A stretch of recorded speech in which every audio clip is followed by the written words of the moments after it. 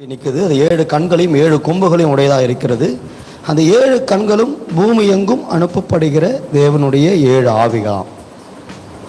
இன்னும் நம்ம இந்த ஆவியின் பரிமாணத்தை நம்ம இன்னும் பார்க்கல. இது விசேஷித்த வாக்கு தத்தம். இது ஒரு புதிய பரிமாணத்திற்குள்ள கடைசி கால எழுப்புதல் என்கிறது இன்னும் நம்ம உலகம் பார்த்திராத அளவில் இருக்கும் அது. ஏன்னா கொஞ்சம் ஒரு சில லட்சக்கணக்கான மக்களை சந்திப்பதற்கு இந்த முதலாம் எழுப்புதல் பயன்பட்டுச்சு. பெந்தகோஸ்தே நாளில் வந்து ஆவியானவர் மூலமாக ஒரு சில லட்சங்களை, ஒரு சில கோடிகளை சந்திப்பதற்கு அந்த எழுப்புதல் பயன்படுத்தப்பட்டது.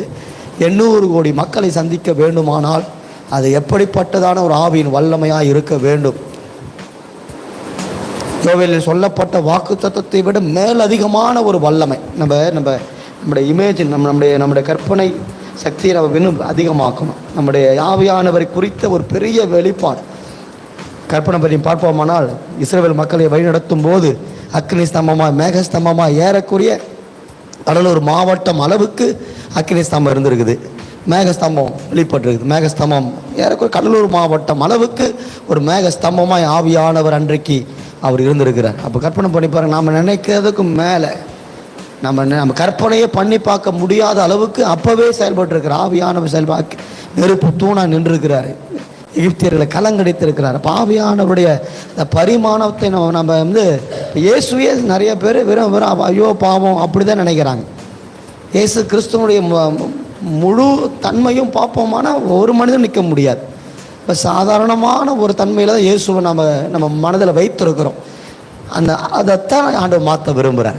இயேசுவை குறித்தே நமக்கு இருக்கிற படம், ஒரு பாப்பா ஒரு அபிஷேகம் பெற்றா, அந்த பொண்ணு அன்னைக்கு அபிஷேகம் அவன் மேலே இறங்கும்போது அவள் பயந்துட்டான். ஐயோ நாம் ஏதோ ஃப்ரெண்டு மாரி ஆண்டவர்கிட்ட பேசியிருந்தோம், இப்போ பார்த்தா ஆண்டவர் அபிஷேகம் அவன் மேலே இறங்கும்போது பயமாக இருக்குது. அப்படித்தான் சீனாய் மலையில் தேவன் வெளிப்பட்டப்போ அந்த மக்கள்லாம் தேவனை ஏதோ சாதாரணமாக நினைத்து கொண்டு இருந்தாங்க. ஆனால் அவருடைய தன்மை அந்த சீனாய் மலையில் வெளிப்பட்ட அந்த மகிமையை பார்த்து அவங்க எல்லாம் பேச வேண்டாம், நாங்கள் செத்துருவோம் அப்படின்னு சொல்லிட்டு பயந்தாங்க. அதே போலத்தான் இயேசுவை குறித்த ஒரு படம் கூட இன்றைக்கு மக்கள் மனதில் சாதாரணமான ஒரு தோற்றத்தில் அப்படிதான் மக்கள் மனதில் இருக்குது. இல்லை, தேவன் நம்ம கற்பனைக்கும் அப்பாற்பட்ட விதத்தில், நம்முடைய நினைவுகளுக்கு அப்பாற்பட்ட விதத்தில், நம்ம இதுவரைக்கும் பார்த்தறியாத வண்ணத்தில் இயேசு தன் மகிமையில் வெளிப்பட போகிறார். அதே போலவே ஆவியானவரும். நம்ம கற்பனை பண்ணி பாருங்கள், ஒரு மேகம், நம்ம பார்க்குற மேகங்களை பார்க்குற மேகத்திட்டுகளை பார்ப்போம், வானத்தில் தெரியும். ஆனால் அதே போல் மேகத்திட்டு மாவட்டம் அளவுக்கு இருந்துச்சுன்னா எப்படின்னு பாருங்கள். ஒரு மாவட்டம் அளவுக்கு மேகம் அப்படியே மேலே இருக்குது. அக்கினி தூண் அத்தனை 30 லட்சம் 40 லட்சம் ஜனங்களுக்கு வெளிச்சம் தரணும்னா